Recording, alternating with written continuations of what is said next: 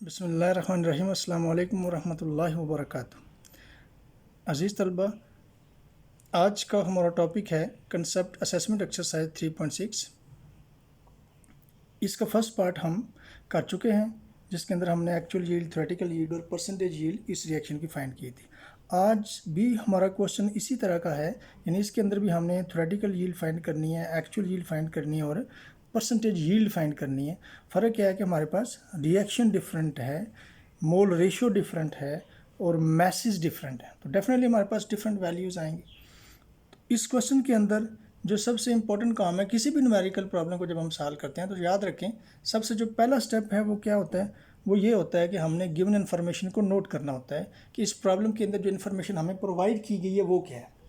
तो first step given information. तो given information में देखें, हमारे पास ब्रोमीन है, इसका मैस दिया हुआ है 35 ग्राम ऑफ ब्रोमीन जो है वो रिएक्ट करते हैं किसके साथ, 27.9 ग्राम ऑफ फास्फोरस ट्राइब्रोमाइड।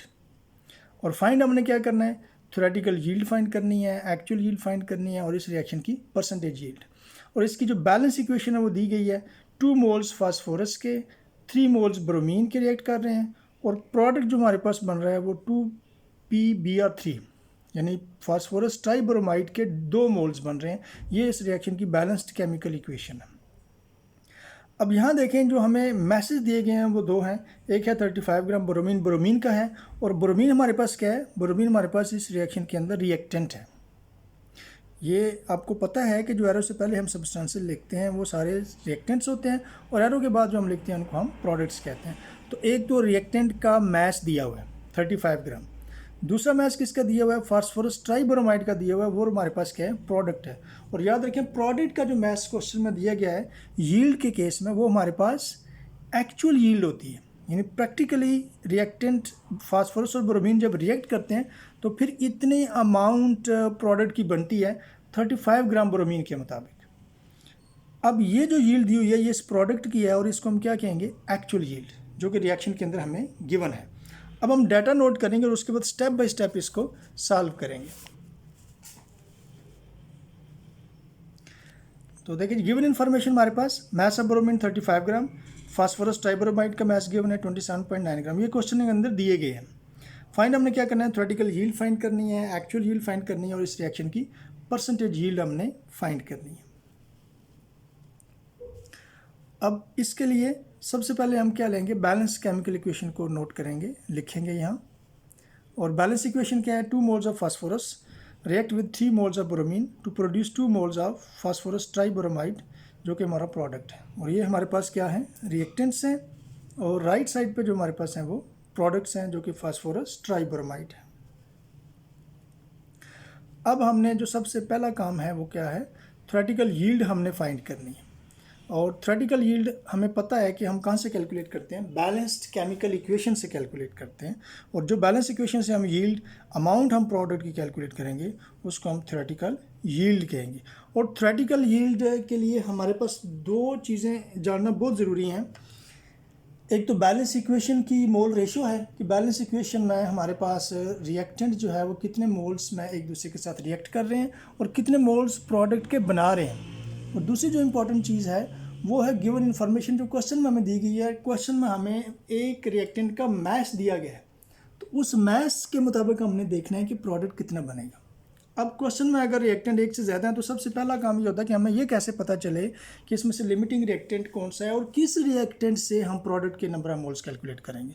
तो इसके लिए ये बातें याद रखें कि प्रॉब्लम को गौर से पढ़ें। उसमें से लिखा, बाज़ केसेस में तो ये लिखा होता है कि एक रिएक्टेंट दूसरे के साथ रिएक्ट कर रहा है और दूसरे के बारे में ये लिखा होता है कि ये एक्सेस अमाउंट के अंदर। तो ये बात याद रखें, जो रिएक्टेंट एक्सेस में होता है वो नॉन लिमिटिंग रिएक्टेंट होता है, तो ज़ाहिर है जो दूसरा बच जाएगा वो लिमिटिंग रिएक्टेंट होगा।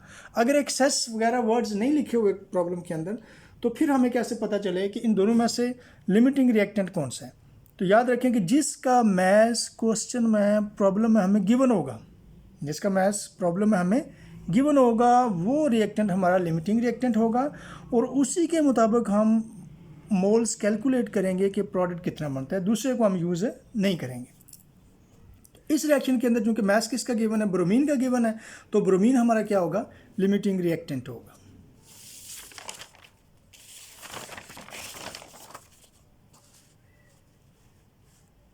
अब देखें थ्योरेटिकल यील्ड के अंदर जो सबसे पहला स्टेप है वो है मोल्स ऑफ रिएक्टेंट, कि हमारे पास जो रिएक्टेंट का मैच दिया हुआ है क्वेश्चन के अंदर, हमने उसके मोल्स निकालने हैं। और किसी भी सब्सटेंस के मोल्स निकालने हो तो उसके लिए हमारे पास फार्मूला होता है, moles of bromine is equal to mass of bromine divided by molar mass of bromine. अब मोलर मास ब्रोमीन का कैसे कैलकुलेट करेंगे, हमने ये देखना है कि रिएक्टेंट जो रिएक्शन में पार्टिसिपेट कर रहा है उसकी फॉर्म क्या है। तो ब्रोमीन डाइटॉमिक स्टेट में रिएक्ट कर रहा है, Br2 की फॉर्म में नॉर्मली एग्जिस्ट करता है, और एक ब्रोमीन का एटॉमिक मास 80 है। तो इसमें चूंकि 2 एटम्स हैं तो ये हम 2 से मल्टीप्लाई करेंगे तो 160 आ जाएगा। और ये एटॉमिक मासेस हमने ज़बानी याद करने हैं पीरियोडिक टेबल से। अब हम मोल्स फाइंड करते हैं ब्रोमीन के, तो वैल्यूज़ पुट करेंगे। जो गिवन मैस है ब्रोमीन का क्वेश्चन में वो 35 और मोलर मैस हमने फाइंड किया 160। तो ये हमारे पास आ गया 0.218 मोल्स। तो इसको हम राउंड ऑफ करके अगर डेसिमल के बाद 2 डिजिट लिखना चाहते हैं तो 1 के आगे चूँकि 8 और 8 5 से बड़ा है तो हम पिछले डिजिट में क्या करते हैं 1 ऐड कर लेते हैं। तो इसको हम राउंड ऑफ करेंगे तो क्या लिख सकते हैं 0.22 मोल्स ऑफ ब्रोमीन।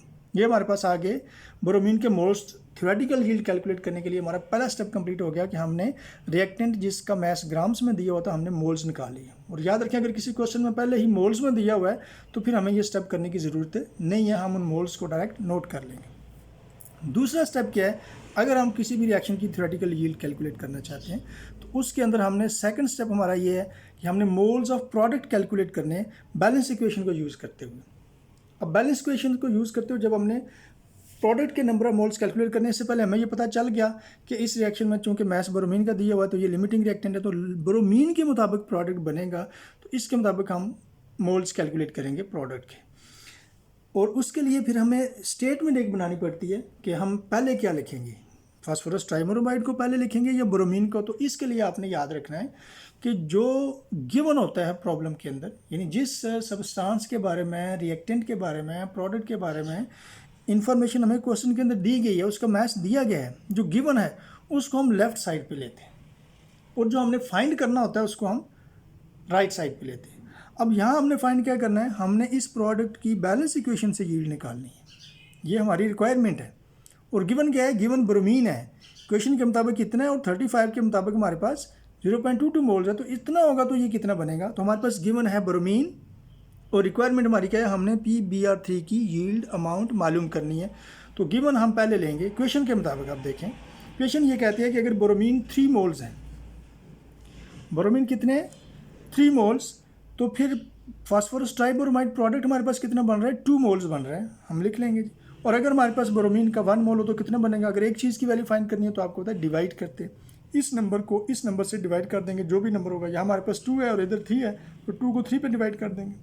और अगर हमारे पास 35 ग्राम मैस के मुताबिक जो मोल्स आए हैं 0.22, अगर इतने मोल्स होंगे ब्रोमीन के तो फिर हमारे पास प्रोडक्ट कितना बनेगा 2/3 मल्टीप्लाई दिस वन, मल्टीप्लाई करने हमारे पास 0.146 आता है। तो इसको भी अगर हम 2 डेसिमल पॉइंट तक लिखना चाहते हैं तो इसको भी हम राउंड ऑफ कर लेंगे। हमने 1 और 4 2 डिजिट में इसका आंसर लिखना है, तो 4 से अगला डिजिट हम देखेंगे। अगर ये 5 से बड़ा हो तो पिछले डिजिट में 1 ऐड कर लेते हैं, और अगर ये 5 से छोटा हो तो फिर इसको वैसे ही हम ड्रॉप कर देते हैं और इस डिजिट में 1 ऐड नहीं करते, वैसे ही डिजिट्स को दोनों को लिख देते हैं। तो यहाँ जो कि 6 5 से बड़ा है तो 4 में हम 1 ऐड कर लेंगे, तो ये हमारे पास बन जाएगा 0.15 मोल्स ऑफ PBr3। तो ये हमारे पास आ गए प्रोडक्ट के मोल्स बैलेंस इक्वेशन के मुताबिक गिवन मैस ऑफ ब्रोमीन के मुताबिक। अब ये जो कि मोल्स आए हैं तो हमने बेसिकली क्या करना है, मैस कैलकुलेट करना है इस प्रोडक्ट का। तो तीसरा स्टेप है हमारे पास कि हम प्रोडक्ट का मैस कैलकुलेट करेंगे। और किसी भी सब्सटेंस का मैस कैलकुलेट करना हो तो हमारे पास फार्मूला होता है मोल्स मल्टीप्लाई मोलर मैस। तो मोल्स हमारे पास आ गए 0.15 moles of PBr3 phosphorus tribromide. और इसका मोलर मैस कैसे कैलकुलेट करेंगे, जैसा कि हमें पता है कि किसी भी सब्सटेंस का मोलर मैस उस कंपाउंड के अंदर, उस मॉलिक्यूल के अंदर जितने एटम्स होते हैं उन सब के एटॉमिक मैसेज को हम सम करते हैं। यहाँ फास्फोरस है, फास्फोरस का एटॉमिक मैस 31 है, प्लस ब्रोमीन का एटॉमिक मैस 80 है, 3 एटम है तो 3 से मल्टीप्लाई करेंगे, इन सब को प्लस करेंगे तो हमारे पास आ जाएगा 271 ग्राम पर मोल। ये हमारे पास मोलर मैस फास्फोरस ट्राइब्रोमाइड का। अब हम वैल्यूज पुट करेंगे, मैस ऑफ PBr3 0.15 मोल्स जो हमने कैलकुलेट किए बैलेंस इक्वेशन से, और मल्टीप्लाई कर देंगे इसके मोलर मैस, हमारे पास आ जाएगा 40.65 ग्राम ऑफ फास्फोरस ट्राइब्रोमाइड। ये हमारे पास आ गया मैस ऑफ फास्फोरस ट्राइब्रोमाइड, जिसको हम कहते हैं थ्योरेटिकल यील्ड। थ्योरेटिकल यील्ड क्यों कहते हैं, क्योंकि हमने ये अमाउंट प्रोडक्ट की बैलेंस इक्वेशन से यूज़ की है, बैलेंस इक्वेशन से कैलकुलेट किया, हमने ये प्रैक्टिकल परफॉर्म नहीं किया। तो इसलिए हम इसको क्या कहेंगे, थ्योरेटिकल यील्ड कहेंगे। उसके बाद जो तीसरा पार्ट है हमारा कि हमने परसेंटेज यील्ड फाइंड करनी है, तो उसके लिए हमारे पास फार्मूला है actual yield divided by theoretical yield multiply 100। Actual yield question में दी गई है जो कि 27.9 ग्राम है, वो हम पुट करेंगे। थ्योरेटिकल यील्ड हमने अभी बैलेंस केमिकल इक्वेशन से कैलकुलेट की जो कि 40.65 ग्राम है। इन दोनों को डिवाइड करेंगे और 100 से मल्टीप्लाई करें तो हमारे पास 68.63% आता है। तो ये हमारे पास इस रिएक्शन की परसेंटेज यील्ड। तो इस तरीके से हम किसी भी रिएक्शन के अंदर एक्चुअल यील्ड, थ्योरेटिकल यील्ड और परसेंटेज यील्ड फाइंड कर सकते हैं। अल्लाह हाफिज़।